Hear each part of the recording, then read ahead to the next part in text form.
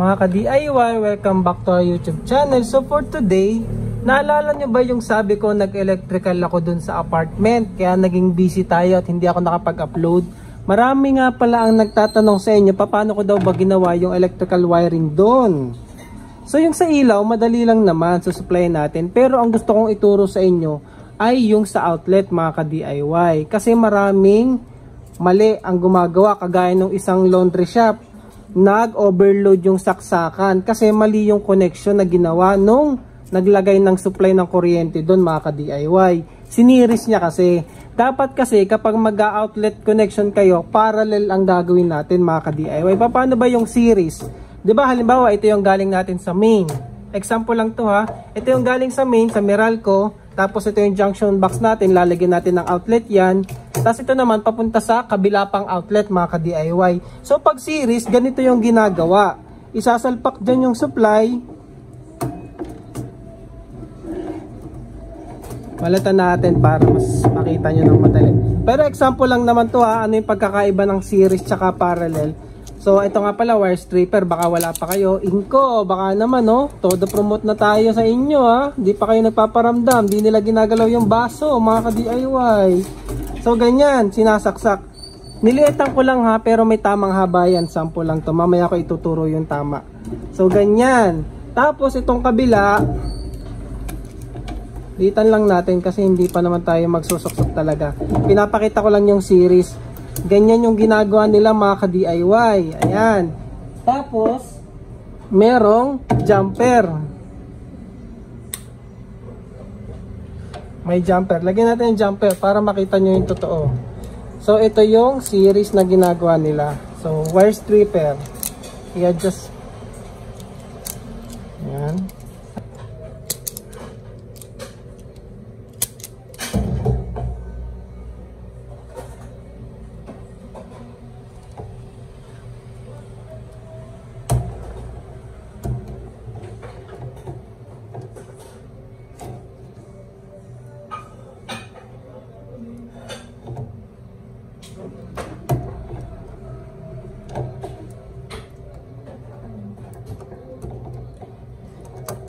Yan, mga ka-DIY, ganito yung series na ginagawa nila. From Meralco, yung main supply natin, papasok dito sa isang outlet, tapos isi-series lang dito sa kabila, papunta sa kabila, and then palabas, papunta ulit sa susunod na outlet. Kaso, anong problema dyan, mga ka-DIY? Bakit nasusunog? Ito kasing outlet na to, may rated na current yan. Nakalagay sa likod, mga ka-DIY, usually 10 amps. 10 amps nga ba to? Halimbawa, ito 15 amps, mga ka-DIY, raw, yun nakikita nyo 15 amps. Paano kung nag-series ka? Ito na yung pinakauna mong outlet. Naggawa ka pa ng tatlong outlet dyan, mga ka-DIY. Ito yung unang outlet. Siniris mo, pangalawang outlet, pangatlong outlet, at meron pa tayong pang-apat na outlet. Ito, di ba nga, 15 amps lang yung contact natin dito. Series tayo. Paano kung nag-run ka dito ng microwave? Tapos dito 5 amps, tapos dito 10 amps, mga ka-DIY. So yun yung nagiging problema. Biruin nyo, lahat yan dadaloy dito sa contact natin na to, mga ka-DIY. Ang limit lang natin dito 15 amps. Halimbawa, itong lahat to may mga nakasaksak na microwave. At saka ano pa ba yung malalakas? Microwave, induction cooker, tapos meron ka pang motor na sinaksak. So lahat sila mag-a-add up yan. Pagdating dito, mga ka-DIY, 20 amps na. So ang nangyayari, na-overload yung outlet natin. Kaya tayo nasusunog, mga ka-DIY. Kahit sabihin natin na makapal yung ating mga conductor, yan yung mga wire natin, makakapal. Kaso ang problema, yung contact ng ating outlet, doon nasusunog, mga ka-DIY. Yan ang problema kapag series ang ginagawa. Kaya ang dapat ginagawa talaga dyan, mga ka-DIY, ay parallel. Ganito yung parallel. Halimbawa, may outlet tayo dyan. Sa example natin, 4 din ulit. Yan, 4. Meron tayong main supply. Nagaling kay Meralco nga, yung sa main distribution box. May wire tayo. Yan, na kanya-kanya. Kanya-kanya sila, nakaparallel mga ka-DIY. Sa ganitong connection, hindi natin ma-overload yung mga saksakan natin. Kasi, ayan, kasi hindi na dadaan dito sa mismo contact ng outlet natin yung ating connection mga ka-DIY. Hindi siya ma-overload. Hindi na ma-overload yung ating saksakan. Kahit sabihin mong may 5 amps ka dito, 5 amps dito, at 10 amps dito na load. So, kahit mag-total yan ng 20, dito na yan sa main conductor natin dadaloy mga ka-DIY. Hindi dito sa ating outlet, 'di ba? So, yun yung problema. Kaya, mas delikado yung naka-series. Although, ang problema kasi kaya yung iba, ganun yung ginagawa. Pwede siguro kung mga, alam nyong walang isasaksak na mga heavy duty na appliances, no? Kung puro charger lang yung isasaksak o kaya computer, okay lang. Basta wag lang magsasaksak ng microwave, tsaka ano ba, induction cooker, plancha, nang sabay-sabay dun sa mga outlet na yun, walang problema mga ka-DIY. Mas convenient kasi yung gawin yung ganito kesa mag-parallel. Kasi ituturo ko sa inyo paano ba ginagawa yung parallel. Yun nga yung ginawa ko dun sa laundry shop, ay sa apartment mga ka-DIY. So itong parallel connection, ito yung gagawin natin dito. So ayun na, para na-explain ko lang yung series. Disclaimer lang po ha, hindi po ako electrical engineer, electronics technician po ako, pero meron lang naman akong nalalaman. So, kung gagawin nyo to at hindi kayo sigurado, kumonsulta na lang po kayo or maghanap kayo ng electrician ha mga ka-DIY. Ito naman ay nagsishare lang ako ng knowledge. Ang kuryente po ay delikado, so mag-iingat po tayo. So, ituro ko lang yung splicing na ginawa ko doon sa apartment. So, tanggalin ko ulit to. Yan. Yan na, hindi na matanggal. Yun kasi nung disaksak na to, mahirap talagang tanggalin, kaya hindi ko masyado sinaksak kanina mga ka-DIY eh. So balik tayo dito, yan, naka-jumper na talaga yan. Ang ginagawa ko pa nga pag ganun eh, pag ganun. Kaso nasaksak ko na eh, okay na yan. Naka-series na siya. Yung mismong dalawang outlet, okay lang na naka-series.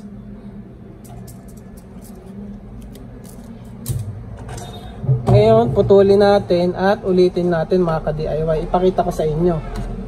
So yung mga kakailanganin pala nating tools ay syempre inko, wire stripper, ito cutting pliers, ito long nose at saka pliers mismo mga ka-DIY. Oh, inko. Baka naman, inko. So ayan siya mga ka-DIY. Gawa lang tayong thumbnail. Kasi lagi ko nalilimutan eh, nahihirapan ako mag-thumbnail eh. So ayan, para dito yung title sa may kanan. So, splicing, DIY splicing by Inco. Bago pala yun mga ka-DIY, meron ulit mag-hi sa inyo. Hello mga ka-DIY, subscribe! Ayan na, regular na bisita na natin si Kid-DIY. Mahiya naman kayo. Mag-subscribe daw kayo mga ka-DIY. Malapit na kasi natin ma-reach yung 100,000 subscriber. Woohoo! 90k na tayo mga ka-DIY, kaya talagang push na si Kid DIY at Mrs. DIY. So ayan, yung sa isasaksak natin sa outlet, habaan nyo kahit siguro mga 6 inches ba to, no, may pasobra 8 inches, yung mismong isasaksak natin. Tapos yung isa kahit medyo maiksi lang, okay lang. Tapos kuha tayo ng wire stripper, balatan natin to kahit mga 1 inch mga ka-DIY, mga 1 inch. 1 inch. Ayan o. Pwede namang hatakin yan. Mahahatak naman yan eh. May wire stripper naman tayo eh.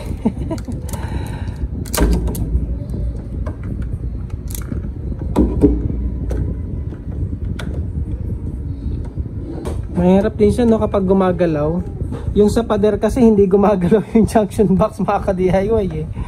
Pero alam, para magets nyo lang yung ginagawa ko dun sa pader mga ka-DIY. So ayan na, nabalatan na natin siya. Ang next, balatan nyo naman yung i-splice natin. Siguro dito mga 1.5 inch mga ka-DIY. So nagiging ano tayo kapangpangan ah. So ayan, and then tanggalin natin. So ayan, medyo mahirap siya. Pag gumagalaw yung ano eh, pero ayan, at least napakita ko naman, nabalatan ko na siya mga ka-DIY. Medyo ubukan nyo lang ng konti, ayan. And then i-splice natin yan dito. So ayan, ganyan. ikot nyo lang yan mga ka-DIY dyan. And then kuha kayo nung plies nga natin at saka nung long nose. So kailangan higpitan natin yung twist na yan mga ka-DIY. So ganyan lang naman, gamit lang kayo ng plies. So may natamaan akong wire, no, dapat hindi nababali yan. Yung pag-twist nyo, higpitan nyo ha. Yung magtutwist din yung hinahawakan yung mismong wire. Ito yung magtutwist din dito. Ganon kahigpit. Para sure ball yung contact niya. Ayan mga ka-DIY. So ayan, ganyan siya. So tingnan mo sa higpit ng twist natin, pati yung itim, nag-twist na rin. So goods yan kasi nakalock siya. Naku, bukas pala yung electric pan. Sana marinig nyo. Tapos yung kabila naman, ganun din mga ka-DIY.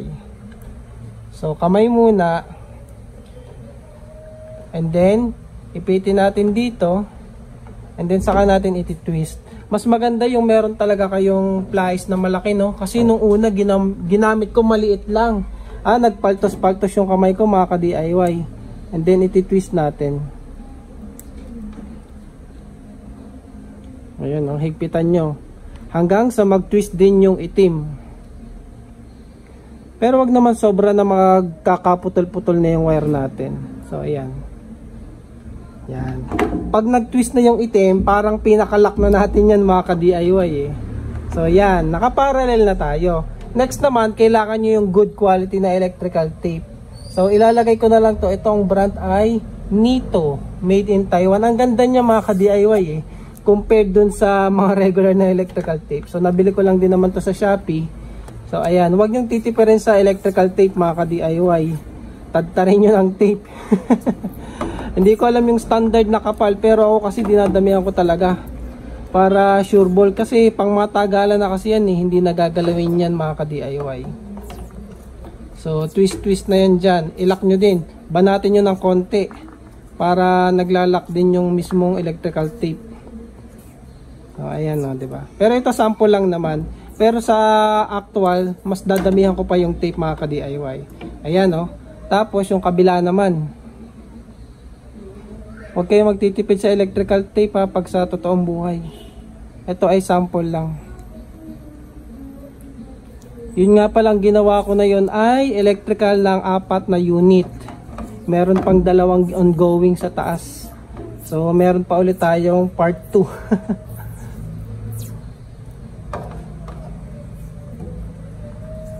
Kala ko dati madali lang siya, pero mahirap din. Pero nakatipid kasi ako yung gumawa. Mahal din kasi mga ka-DIY ang presyohan eh. Dito sa Metro Manila ata 650 per butas. So kung kaya nyo naman, kagaya ko, mahilig tayo mag DIY. Ayan. So ginawa ko. O ayan mga ka-DIY, nakaparallel na siya. Tapos yung dulo natin na wire, ito, dyan na natin isasaksak yung ating outlet. Putulin lang natin ha.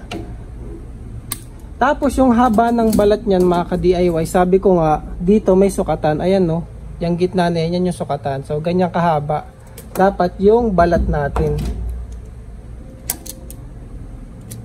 Kagaya nyo, napaiksi ng konti, pwede natin dagdagan ng konti. Tapos yung kabila,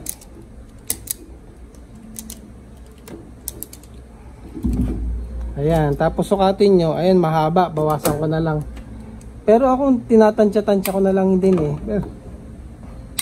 Ayan, standard lang, sample lang. O yan, sakto na yan mga ka-DIY. Pwede nyo nang isaksak dyan.